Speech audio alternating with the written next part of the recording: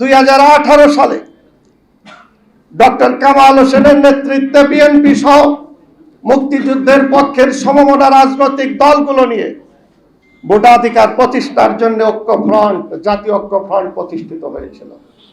দুঃখজনক হলেও সত্য, শেখ হাসিনা আগের রাতে ভোটারবিহীন কারচুপির ইতিহাসের নির্লজ্জ নির্বাচনের মধ্য দিয়ে তিনি ক্ষমতায় অধিষ্ঠিত হয়েছিলেন। বাংলাদেশের সংবিধান প্রণেতা, গণফোরামের প্রতিষ্ঠাতা ইমেরিটাস সভাপতি ডক্টর কামাল হোসেনের 88তম জন্মদিন।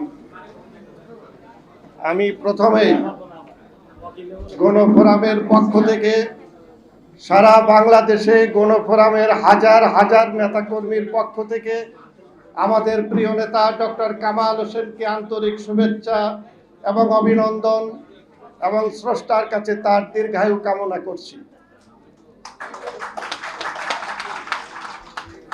আমাদের আজকে এই অনুষ্ঠানে উপস্থিত থাকার কথা ছিল আমাদের প্রিয় নেতা, গণফোরামের সভাপতি, মুক্তিযুদ্ধের অন্যতম সংগঠক, মুক্তিযুদ্ধে ঢাকা জেলা গেরিলা বাহিনীর প্রধান, বীর মুক্তিযোদ্ধা মোস্তফা মহসিন মন্টু।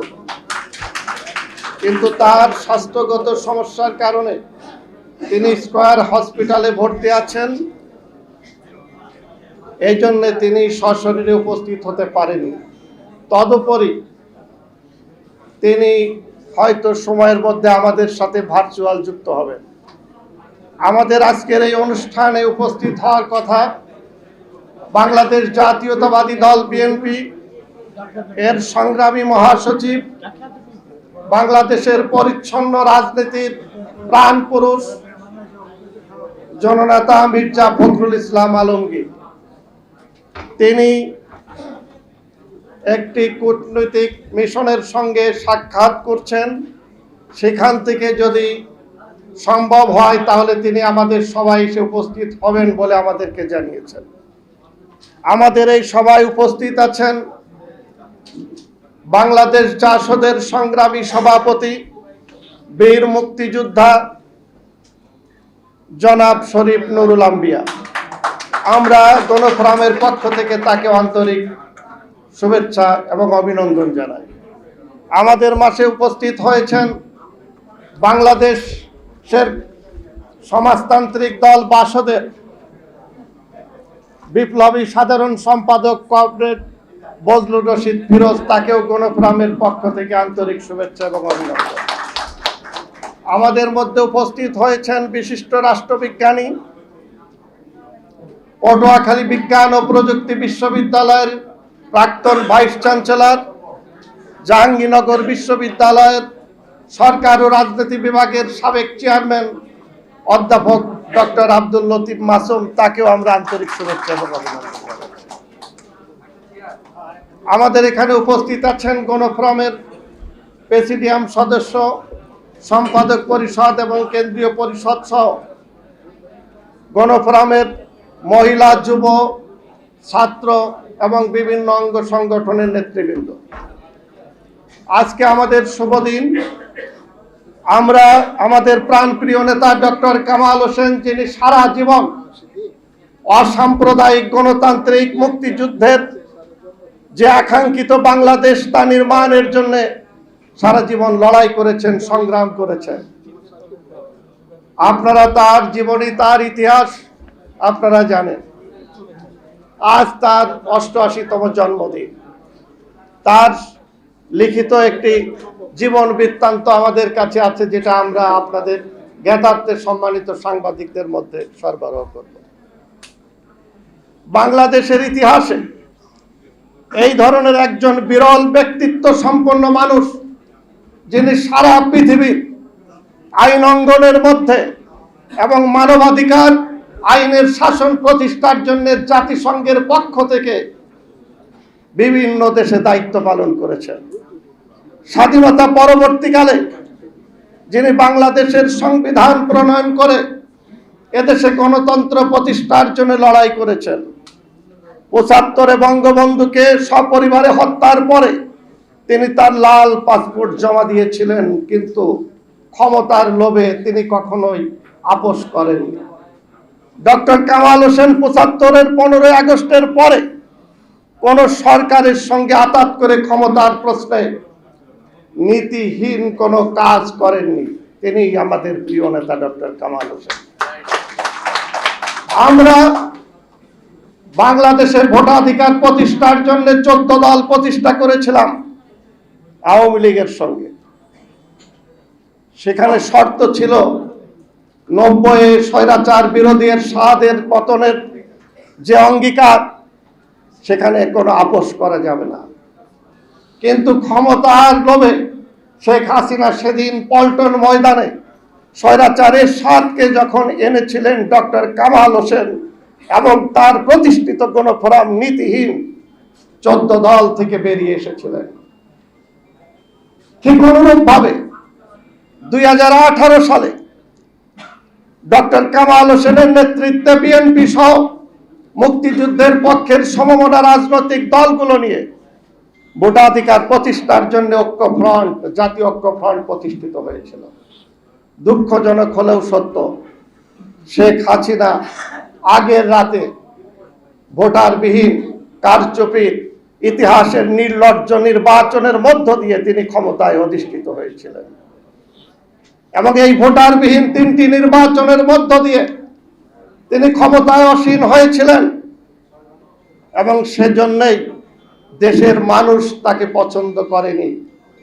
24-এ ছাত্রদের কোটা ব্যবস্থা সংস্কারের আন্দোলন, বৈষম্য বিরোধী আন্দোলন রাজপথে যখন উত্তাল, পাখির মতো শেখ হাসিনার নির্দেশে যখন গুলি করে ছাত্র জনতা, কৃষক, শ্রমিক তাদেরকে যখন হত্যা করা হচ্ছিল, ডক্টর কামাল হোসেন সেদিন সোচ্চার হয়ে পত্রিকায় বিবৃতি দিয়ে এটা বন্ধ করার জন্য তিনি আহ্বান করেছিলেন এবং সেটি আপনারা পত্রিকায় দেখেছিলেন।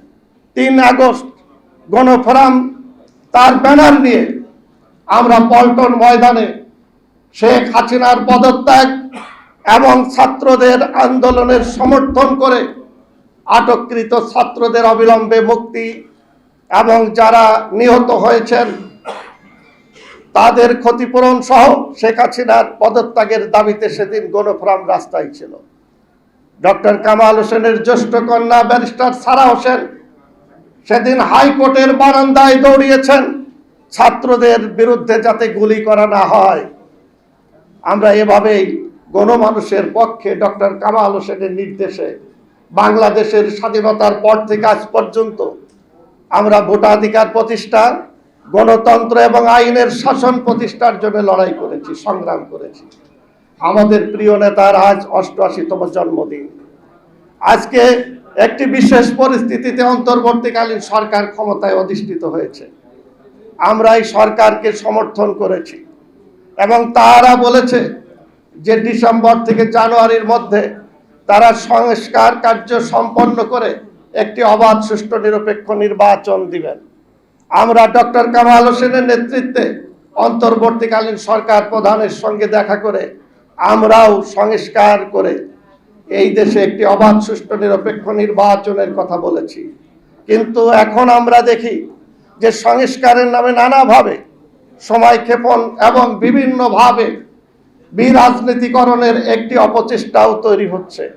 সেই জন্যে আজকের এই শুভ দিনে আমরা ডক্টর কামাল হোসেনকে সামনে রেখে বলতে চাই যে বাংলাদেশের মানুষের আকাঙ্ক্ষা এদেশে গণতন্ত্র প্রতিষ্ঠা, আইনের শাসন প্রতিষ্ঠা, সাম্য এবং মানবিক মর্যাদা সম্পন্ন একটি বাংলাদেশ প্রতিষ্ঠা এবং ডক্টর মোহাম্মদ ইউনূস একজন আন্তর্জাতিক খ্যাতি সম্পন্ন ব্যক্তি, তার উপরে যে দায়িত্ব, সাংবিধানিক দায়িত্ব অর্পিত হয়েছে, তিনি সেই দায়িত্ব যথাযথভাবে পালন করবেন এবং জন আকাঙ্ক্ষা অনুযায়ী এই দেশে পুলিশ প্রশাসন, জনপ্রশাসন, বিচার বিভাগের যে সমস্ত দাবি রয়েছে দীর্ঘকালের, সেগুলো সংস্কার করবেন। এর জন্য খুব বেশি সময় লাগে না, এর জন্য 1-2 মাসই যথেষ্ট।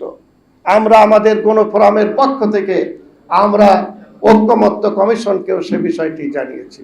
আজকের এই শুভ দিনে আমরা বেশি দূর না বাড়িয়ে আজকে ডক্টর কামাল হোসেনের জন্মদিনে আমরা একটি মানবিক বাংলাদেশ, একটি সুস্থ সুন্দর মুক্তিযুদ্ধের চেতনার বা মুক্তিযুদ্ধের আকাঙ্ক্ষিত সেই বাংলাদেশ নির্মাণ এবং এই যে জুলাই ছাত্র জনতার হত্যাকাণ্ডের মধ্য দিয়ে ফ্যাসিস্ট সরকারের যে পলায়ন হয়েছে, এর মধ্য দিয়ে যে জাগরণ এবং জাতীয় ঐক্য প্রতিষ্ঠিত হয়েছে, এই জাতীয় ঐক্য আমরা ধরে রাখতে চাই এবং এই জাতীয় ঐক্যের মধ্য দিয়ে একটি নতুন বাংলাদেশ প্রতিষ্ঠিত হবে, সেই প্রত্যাশা আজকে ডক্টর কামাল হোসেনের জন্মদিনে আমরা প্রত্যাশা করি।